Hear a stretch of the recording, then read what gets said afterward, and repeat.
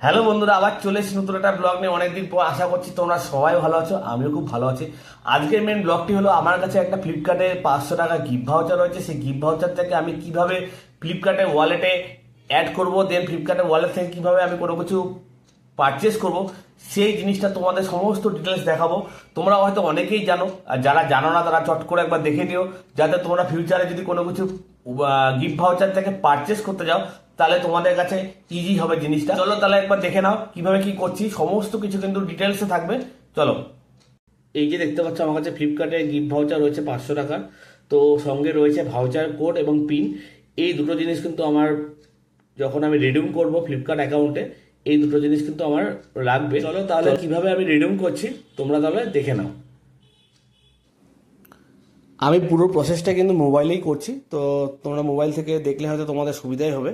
তো মোবাইলে প্রথমে আমি ফ্লিপকার্ট সার্চ করে নিলাম। ফ্লিপকার্ট সার্চ করে ফ্লিপকার্টের মেনলি হোম পেজে আসলাম। তো হোম পেজ থেকে প্রথমে আমি খুঁজে নেব মাই কার্ডস এবং wallet. My cards and wallet খুঁজে নিয়ে সেখানেই প্রবেশ করব। প্রথমে দেখতে পাচ্ছি হোম পেজ। হোম পেজে ঠিক ওপরের দিকে রয়েছে add Flipkart gift card. Gift card add করার জন্য সেই অপশনটাই কিন্তু আমাদের প্রেস করতে হবে।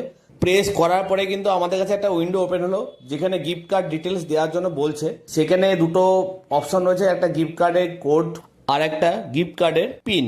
গিফট কার্ড নাম্বার যে ট্যাবটি রয়েছে সেই ট্যাবে কিন্তু ডান দিকে যে ভাউচার কোড দেখতে পাচ্ছ, সেই ভাউচার কোড নাম্বারটা কিন্তু অ্যাড করব।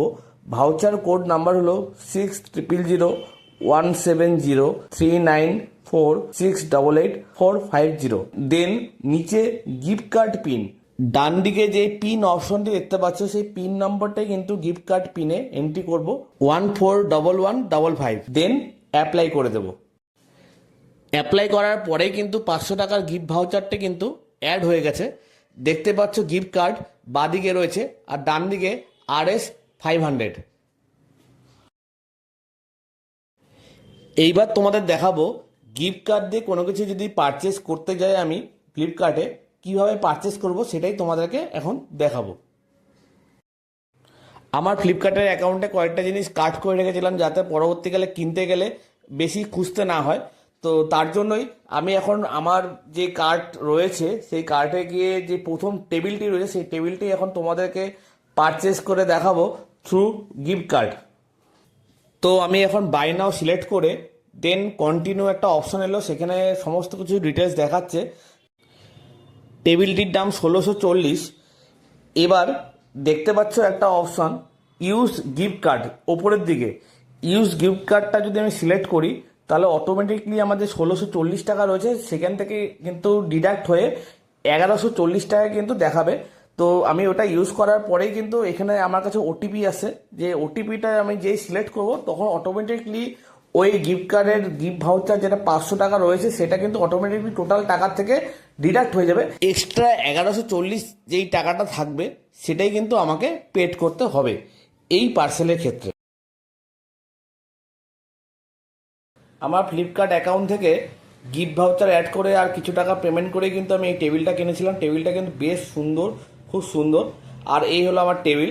দেখতে পাচ্ছ টেবিলের মধ্যে রয়েছে আমার ল্যাপটপ কাজ করার, আর সঙ্গে রয়েছে একটা টেবিল ল্যাম্প কিনেছিলাম রিসেন্টলি চাঁদনিতে গিয়ে। তো আর রয়েছে এই যে ঘড়ি। এই ঘড়ি সম্বন্ধে তোমাদেরকে বলি, ঘড়িটা কিন্তু কোভিডের আগে আমাদের যখন পুরো অফিস রানিং ছিল, তো তার মধ্যে অনেকেই হয়তো এই কোম্পানিতে আছে, অনেকে অন্য কোম্পানি চলে গেছে, আর অনেকে ইন্ডিয়াতেও আছে, অনেকে বাইরেও রয়েছে, কিন্তু এটাই রয়েছে স্মৃতি। আমার বার্থডেতে কিন্তু তারা সবাই মিলে আমাকে গিফট করেছিল এই ঘড়িটি। এই ঘড়িটি আমি এখনও পর্যন্ত ইউজ করি, আমার খুব ফেভারিট ঘড়ি। তো আমি অনেকদিন ভেবেছিলাম যদি আমি কোনোদিন পার্সোনাল টেবিল কিনি সেই টেবিলে কিন্তু এই ঘড়িটি ইউজ করব। তো এই ঘড়িটি কিন্তু আমি এখন ইউজ করছি। তো প্রায় 5 বছর 6 বছর হয়ে গেল ঘড়িটির এজ। তো খুবই সুন্দর, আমার ঘড়িটি খুব ফেভারিট।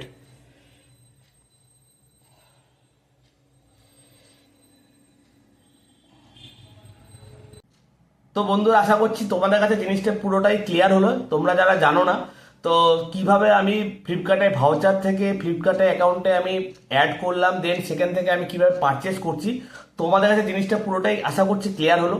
তো বন্ধুরা, ভিডিওটি আজকের মতো এখানে শেষ করছি। তোমাদের ভিডিওটি কেমন লাগলো অবশ্যই জানিও, ভালো লাগলে এবং লাইক এবং সাবস্ক্রাইব অবশ্যই করে দিও। আবার আসছি নতুন একটা ব্লগ নিয়ে, আজকের মতো টাটা।